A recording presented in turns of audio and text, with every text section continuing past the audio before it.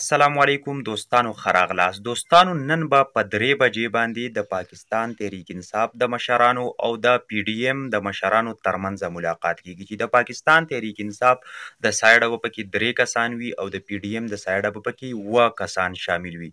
خو د دې نه مخکې چې کوم مذاکرات وشو نو آیا په هغې کې د پاکستان تحریک انصاف مشرانو پی ډي ایم ته څه وویله؟ آیا په رښتیا دغه خبرې پکې وکړلې شولې چې عمران خان غواړي چې زما اسمبلیانې دې واپس بحال کړلی شي، یا عمران خان غواړي چې زما باندې څومره کیسونه دي هغه دې ختم کړلی شي، یا د نګران حکومت حوالې سره څه خبرې وکړلی شوې؟ نو آیا دا خبرې دوی په دغې مذاکراتو کې وکړې او که ونه کړې؟ څه خبرې وکړلی شوې؟ د پی ډي ایم د سایډه چې کوم دی نو څه قسم تاثر راغی؟ په دې باندې به په تفصیل خبره کوو. خو د مخکې ویډیو د سره لایک کوئ، ویډیو د سره ضرور چې کوم دی نو شیر کوئ او په کمنټ کې راسره خپله قیمتي رایه هم شریکه کوئ. اوس راځو دغې مذاکراتو ته چې دغه مذاکرات کومه مخکې وشو نو په دې کې پی ډي ایم غواړي چې بس موږ داسې یو فیصله وکړو چې په یو کنسنسس وکړو د یو بل سره او یو لایحه عمل راوباسو چې انتخابات کله وکړو.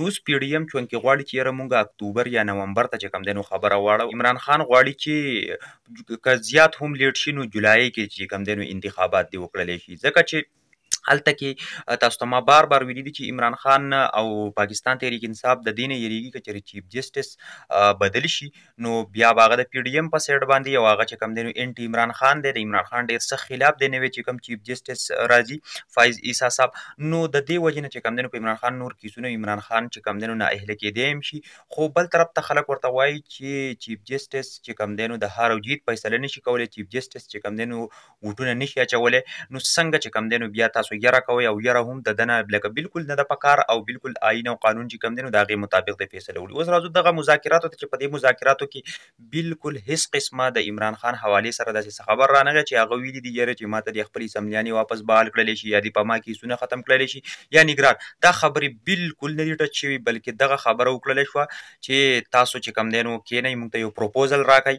پی ډي ایم والې ته ووایي چې بھائی تاسو کله انتخابات کول غواړئ او کله انتخاباتو ته تیار یئ. نو ټوټل خبره هم په دغې باندې وشوه.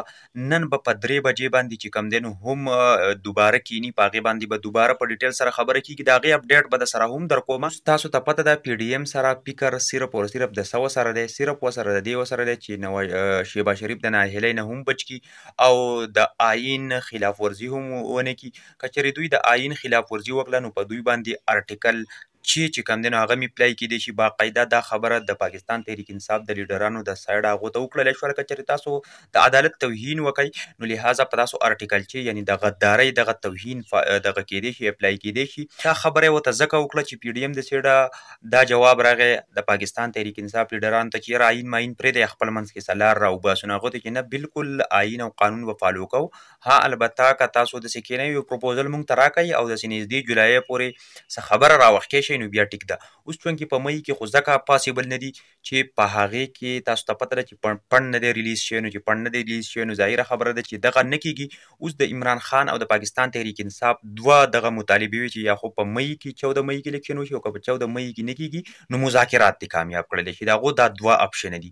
اوس د پی ډي ایم سره هېڅ قسمه اپشن بل نه دی پاتې شوی. هغو به خامخا اوس په مذاکراتو باندې دغه کوي او اسحاق ډار صاحب هم داسې شو کړي دي چې بالکل مذاکرات کېدی شي کامیاب شي او دوی چې کوم دی نو یو سلوشن راوباسي او د انتخاباتو تاریخ ورکړي. نو د 3 بجو د انتخاباتو اپډیټ به در کوم. نو د دې لپاره پیج د سره فالو کړئ، ویډیو سره ضرور شیر کړئ، په کمنټ کې راسره خپله رایه هم شریکوئ، په اخر کې خپل وجه د خپل اجازه ورکړئ.